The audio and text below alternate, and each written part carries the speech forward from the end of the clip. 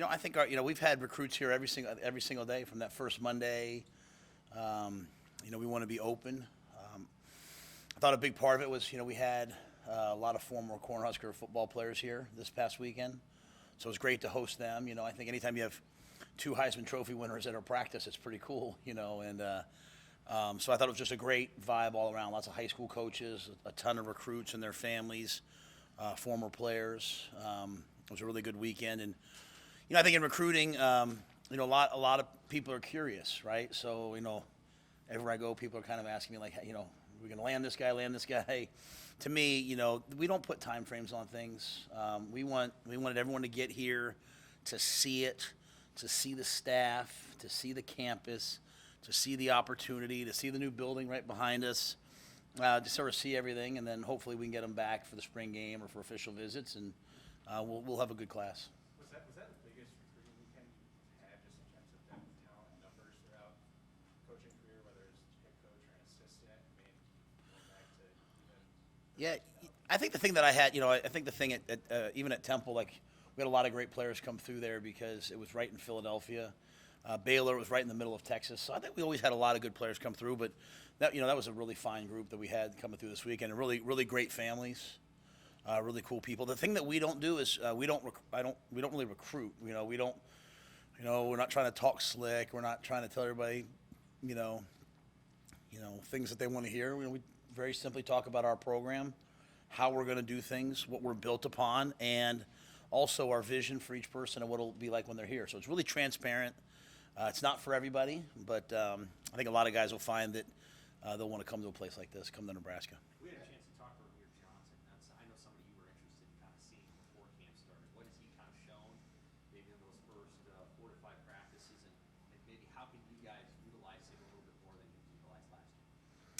I think when you go back 2 years ago, you see Ramir as, really, really a productive player.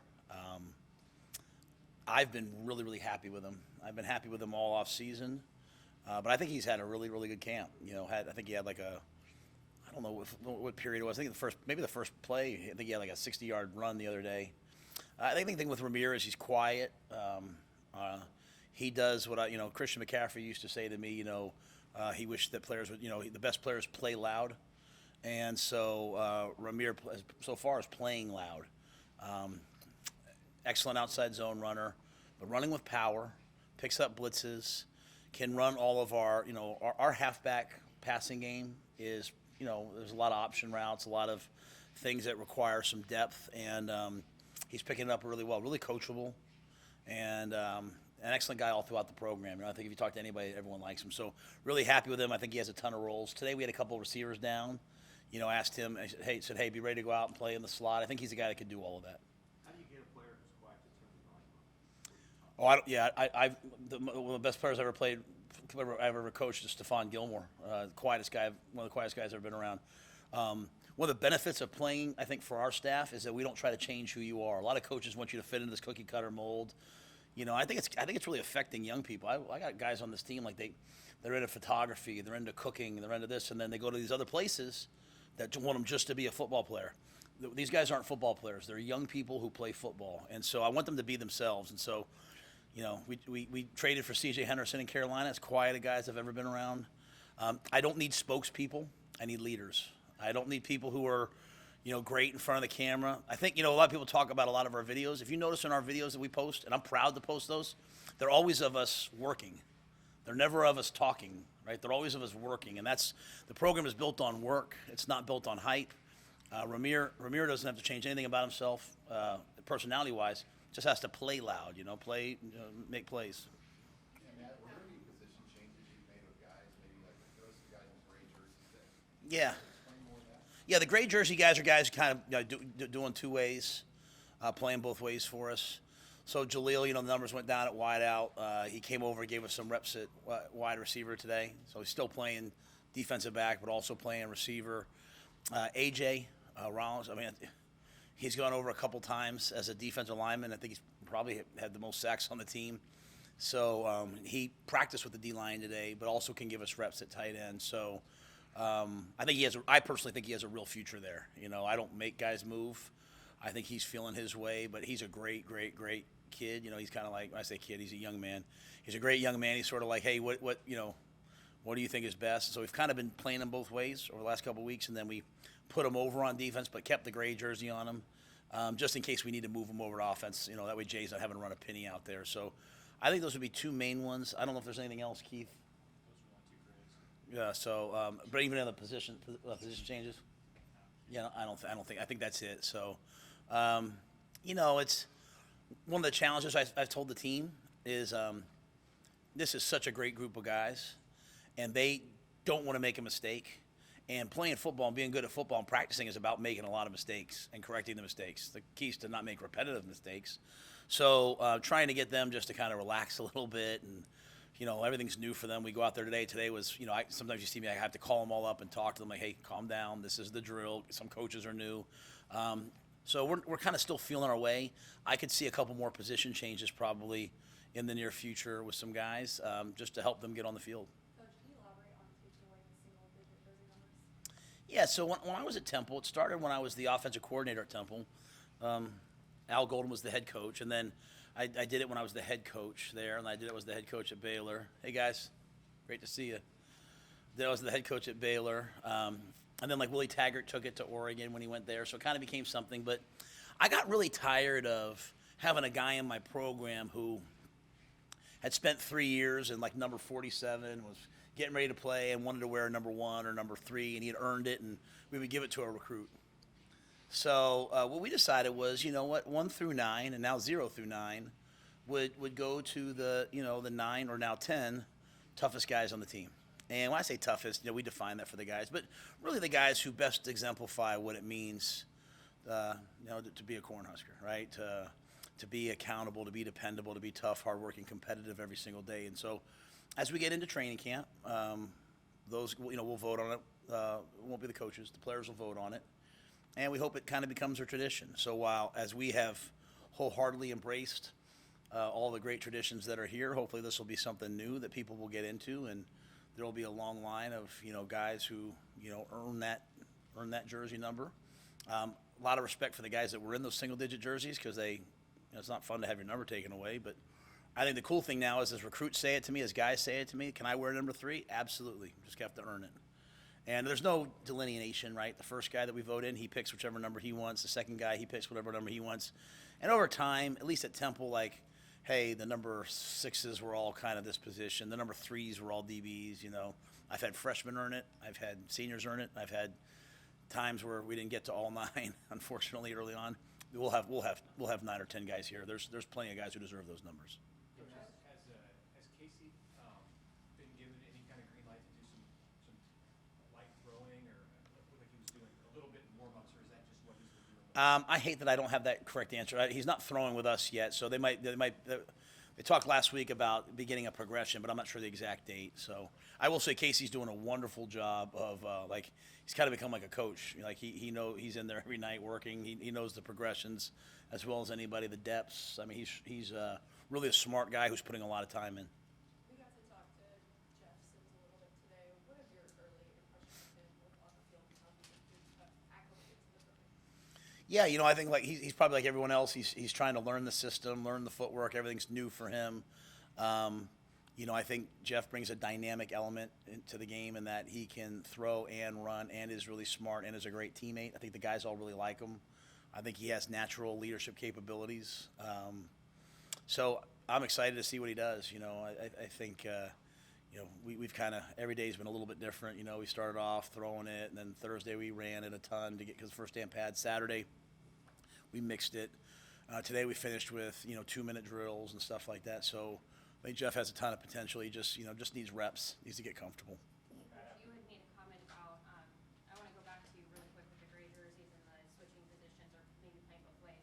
You said now a couple of times that you want them to be, a part of that decision. So if somebody maybe sees an opportunity, how do they approach that to you? Is it kind of a joint conversation? I'm just kind of curious how those conversations start. If they see the opportunity? Yes. Yeah, the hardest thing about being the head coach is no one really wants to talk to me. Coaches and staff, they all say I'm hard to approach. Do I seem hard to approach to you guys? I mean, I don't think so. So, but I've had guys come in. I've had guys come in and say, really think I want to play receiver. And I say, go play receiver then, I think I'm trying to be, sometimes, you think you are and you're not. I think we're really, really direct and honest with guys. So the good news is that we say, hey, I think you really have a future here. I hope they believe it. Because if I think they're in the wrong position, I'll tell them that too. So, but I've had guys come to me and say, hey, coach, can I play this? Can I play that? We moved Bonner from wide out to like an F tight end type of a guy. And, I think it's been a dynamic move for him. I can see him really having a future there. So one great thing about spring is we can move somebody, and if it's not right, it's not working out, they can always go back. So hopefully we, again, that's why we spend so much time with the guys and eat together and hang out together so that they feel comfortable. And if it's not comfortable talking to me, they can go to somebody else. And hopefully we have that sort of dynamic within the staff. That first day of practice, you said you couldn't sleep the night before. Some of the newness starting to wear off for you being here? Yes. Even you guys saw me when I brought him up, at the beginning, to me, the greatest measure of a man is his consistency. And so, I told him the analogy of the Navy SEALs. You get the Navy SEALs, they go to BUDS, they get to Hell Week. You get the best of the best. Everybody can do it for a day. It's just who can withstand the volume. Mike Lombardi, who wrote the book Gridiron Genius, he taught this to our staff years ago. Who has the competitive stamina to be able to do it day after day after day? This is typically the worst practice in my history. Is the Tuesday after the first week. You go 4 practices, you have the adrenaline that first Saturday. I thought they did a pretty good job. I challenged them right there, like, hey, what's this going to look like? Challenge the coaches. I think the players are getting used to the fact that I'll challenge the coaches. I'll challenge myself, so. So while the newness is worn off, and now it's just about the, like, hey, can we grind out the details, And so we have a good group of guys. And I do think the fact that we have so many guys out for spring football allows us to have a lot of competition periods, and competition is what these guys really want, right? They've grown up playing games, playing video games, or maybe some of us grew up just kind of playing out back. They've played in organized leagues and all that their whole lives, so like they know competition, and so we're trying to have to keep it fresh that way. Now, do you have scrimmage day this week at all? You guys use one of your spring scrimmage? Yeah, this Saturday will be one of our scrimmage days. What exactly that looks like, if that's full the whole time or if that's halfway. We only have 12 offensive linemen. So what exactly that looks like. But there'll be, we did some live work on Saturday. That was one of the NCAA basically has no contact, partial tackling, and scrimmage days. They have 4 categories of days and a certain amount. So today was today was a contact but no tackling day. Thursday will be you can do some tackling. I haven't always done that, but you can. Saturday will be some live work. Hopefully we can get over in the stadium and do a little bit in there. I'm curious about the offensive line. You just mentioned there were 12 available today. That seems like a low number. How concerned are you about trying to get those numbers up in the offseason? But I was also specifically interested in Jacob Hood and Gunnar Gatula, who are brand new to the I think that's probably a low, in all seriousness, I mean it's probably a low number at Nebraska, because you guys are used to having 200 guys on the roster, 150. I think having 12 linemen this time of year is about what I'm kind of used to, So I think we have 3 or 4 great walk-on offensive linemen that are just. I think Dylan Parrott's a guy that could play. He could develop and he could play. Keegan Menning's a guy that can help us, So Ezra Miller's been banged up, but I think he's a guy that could help us. And Jersey, my guy from Jersey, Mancino, he's fantastic. He's a great dude, and he can play. He can help us. So, we don't have. We're lucky in that we don't have to say every year I've been in spring football. It's like, don't ever let that guy in the drill with Nash. You know what I mean? I don't have to worry about that. So we're able to mix 3 groups and roll 3 groups, and they're grinding hard for us. We're bringing some guys in, but we'll always look for, especially as we want to have the best walk-on program in football. Always looking for big guys in the walk-on program who can develop. I think the second part of your question was what? Gunnar's done a great job. He's having to play, left tackle, which is the hardest position to learn. He's going against good players. I'm really, really excited about where he is as a young player. Obviously he's got a long way to go, but I've seen a lot of young players be overwhelmed, especially at that position.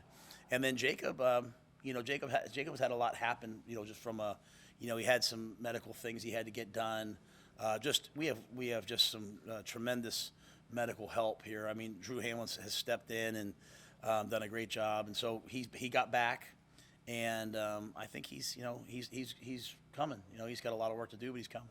Okay, Anthony, have you had Anthony Grant back? Was he back out there? Yep, he was out there. Yep. But he's in good standing. Where does he?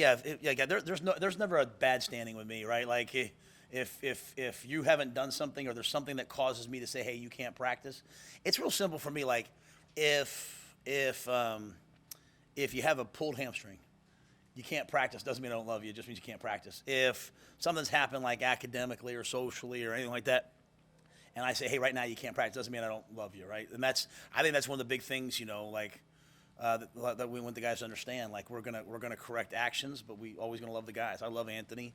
It's an adjustment, man. He was here, he was somewhere else, and then he was here. I think he was somewhere else, then he was somewhere else, then he was here. It's a lot of different changes, and so he's getting used to us. But he's a wonderful, wonderful person. So he's obviously a little bit behind, and I'm not gonna not give those other guys the reps because I don't know what the rest of the Big Ten running back rooms look like, but we got a pretty good running back room now. I mean, Gabe Irvin's doing some really, really, really, really powerful, good things, and A.J. Allen's hitting some big, big runs, and so we have a good running back room. We talked about Ramir, we talked about Anthony. Trevin Lubin does a great job for us. So I'm forgetting one person. Emmett. Emmett's you can see the point guard in Emmett, right? Like he's a ball carrier. So I think actually a couple of you guys I was standing on the sideline with, I talked about how much I liked Emmett. So we got a good room. All good. Matt, when you guys went to individual team drills, there are 3 different groupings inside. Are those already separated into 1s, 2s, and 3s? How? No. Separation? Yeah, no. They're doing like circuits, just defensive circuits. So I think we just try to pair up, make sure like there's 2 really big guys. What we don't want to do is go. What we can't do is go. Normally you just go, hey, skill, DBs, because we have more DBs than any team in the country right now. So DBs, linebackers, bigs. So we just kind of move them around, just pair guys up. So we have some when we rotate it, we have some we call it A, B, and C, but those change. I told the guys, I really believe this. I can't even begin to think about a depth chart until the fall. In fact, I tell the staff all the time, please do not evaluate their technical skills and drills and this guy, he can do this, he can't do that yet. Try to improve it. We will look at skill set and traits, where this guy's explosive, this guy's twitchy. But you in our system, you come in, we're teaching the offense and defense right now, right? And then over the summer, we'll try to improve it. Then in training camp, fall camp, we'll try to perfect it. And then the season, we'll try to execute it. So that's why I said a lot of the players are getting like this. Why am I not? I'm like, because you've done it for 4 days, The same thing with the coaches. So I'm really taking that methodical, detailed, hey, don't. The worst thing you can do is write a player off. It's the worst thing that you can do because there's guys on our team right now that are probably sitting in that locker room that are walk-ons that are like, man, am I ever going to play here? Then, man, I'm going to turn to them in the middle of the season and be like, I need you to go do this, and they're going to go do it. And so our job as coaches is to coach everybody, right? And then as we get into the season and all that, things will happen. And we will be a little different than what has happened the last couple of years. If we're playing the same 11 guys on defense all game, I'm going to lose my mind, right? I want to be playing 18, 19, 20 guys on defense. I want to play, we're not going to just come out in one personnel grouping. So I got to get a lot of guys ready. That's why I'm moving guys around, trying different positions. And then every once in a while, you stumble onto an AJ who goes over to defense and you're like, well, holy smokes, look at this. So that's why it's not truly a depth chart, but we do have to organize each practice, and we try to rotate it a little bit and see what's what. All right, it's great to see everybody. Thank you, guys.